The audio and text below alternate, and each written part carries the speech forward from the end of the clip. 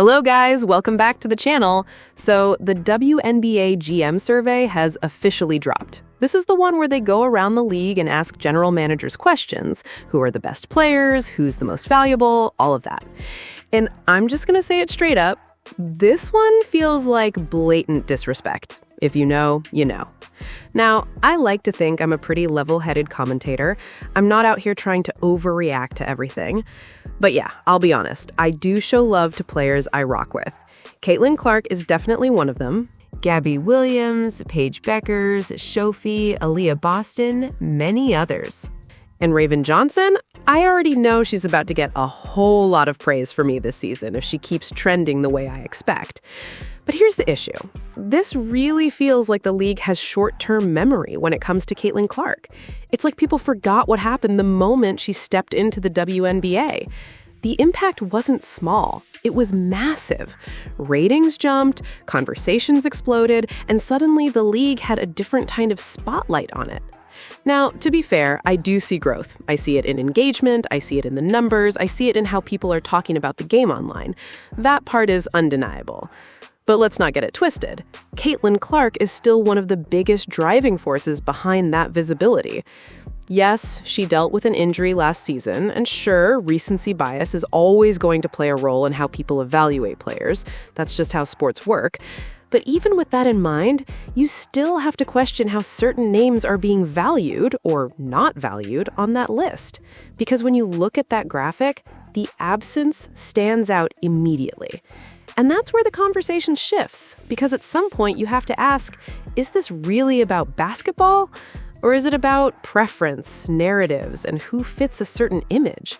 Because when decisions start looking like this, it's hard not to feel like basketball logic took a back seat somewhere along the way. Okay, so the WNBA GM survey says Paige Bueckers is the player to build a franchise around. But when the general manager survey dropped, I couldn't help but notice something. Caitlin Clark was basically treated like she doesn't exist. And that's wild to me. Let's really think about this. If that's how the rest of the league views things, how do you think that Indiana Fever feel? I'm talking about the front office especially. Then you look at their coach, Stephanie White, and you start asking questions. What exactly are the preferences here? Because from the outside looking in, it feels like certain boxes are being checked. Now ask yourself this. What do Stephanie White and Paige Bueckers have in common? That's where people start connecting dots, whether you like it or not. And honestly, it's part of why some fans don't take the league seriously. Situations like this create doubt. And then there's Chelsea Gray. I've watched her play plenty of times, and I'm still confused by the level of hype she gets. The praise from around the league and longtime fans just doesn't fully add up to me. I'm being real, I don't get it. Because when I watch Caitlin Clark, she looks like the one clearly dominating that matchup. So general managers were asked who they would start a franchise with. Paige Bueckers got the most votes. Dallas Wings guard Paige Bueckers received the most votes as the player WNBA general managers would pick if they were starting a franchise today. The league's GM survey revealed this on Tuesday. Before last season, that honor went to Indiana Fever's Caitlin Clark, coming off a Rookie of the Year campaign, just like Bueckers is now. Asia Wilson and Caitlin Clark were second with 20% of the vote. Wilson is 29, while Bueckers and Clark are both 24. Clark was limited to 13 games. So all of these general managers are basically saying they would rather have Paige Bueckers than Caitlin Clark if they were starting a franchise. Wow. So that brings us to this year's best point guards. This is baffling. I can't even explain it. I don't understand it, I don't get it, and I'm probably not going to get it. Who is the best point guard in the WNBA? Chelsea Gray, 73%, Caitlin Clark, 20%, Paige Bueckers, 7%. Jackie Young got Best Shooting Guard, Paige Bueckers was second, Chelsea Gray was third, and Sabrina Ionescu was fourth. Okay, here said, I'm gonna put this right here. I think this is CC Old Tweet, said, "Don't doubt me, wait till you see the product." Wow, nice. Here said, I love how it went from 50-50 to 73-20. I'm gonna just drop something real quick. If we get a full season of Caitlin Clark this year, it's going to be insane. Caitlin Clark 2025 stats: 13 games, 16.5 points, 8.8 assists, 5 rebounds. Chelsea Gray 2025 stats: 44 games, 11.2 points, 5.4 assists, 3.9 rebounds. Nice job, expose everything. They ain't a single category where Caitlin Clark doesn't just dominate her. I mean, if you can't tell when you're watching these two on the court on the same team, what in Puerto Rico, right? What are we doing? This is not about basketball, folks. It is not. It is not. There's no running this season, WNBA. We come in for every award out there. Said they asked those GMs who their coaches need to specialize game plans for most, and AT finished over Caitlin. So much lying happening in this poll. My God, it's year 3 and they're still jealous and in their feelings. Yeah.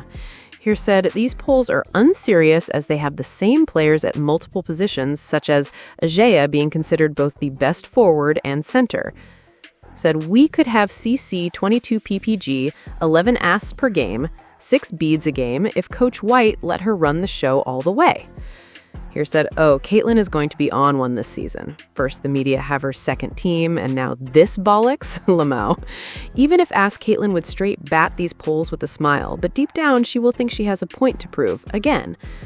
All I'll say is, look out, she's coming. Chelsea Gray is nowhere near as good as Caitlin. What are people smoking? Yeah, they smoking something. Here said, is there something I'm missing with Chelsea Gray? Because she for show isn't better than CC and Paige. By the way, they're ate up with A'ja Wilson too, right?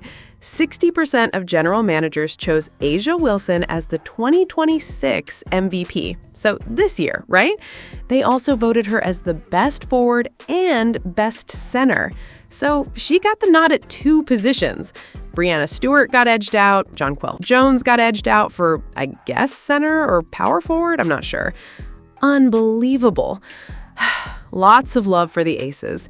And in case you're wondering, Cheryl Reeve was voted the best coach at 53% and Becky Hammon at 40%. Both of those coaches feel like they're riding the same wave, part of what some people are calling an agenda, just calling it how it looks. The lifestyles match, the preferences match, and it lines up with what the league seems to be pushing right now. You can see the pattern, and it's hard to ignore. And then you watch someone like Chelsea Gray, and people hype her up like she's untouchable. Meanwhile, I'm sitting there thinking, what exactly are we watching? The production, the impact, the consistency, it doesn't always match the praise. That's where the disconnect starts to grow. There's also been a lot of talk about how the league views the Indiana Fever and their fan base. A lot of these fans came from other sports, bringing a different energy, a different expectation. And when they stepped into the WNBA space, it created a clash. The culture, the conversations, even how the game is discussed, it's different. So now you've got this mix of old school fans and new energy, and it feels like a shock to the system for some people. But honestly, this is where you flip it into motivation. Stephanie White, Kelsey Mitchell, Caitlin Clark, Raven Johnson use all of this, turn it into fuel, because being part of the Indiana Fever right now comes with noise, but it also comes with opportunity. Let me know what you think in the comments. Don't forget to like the video and subscribe.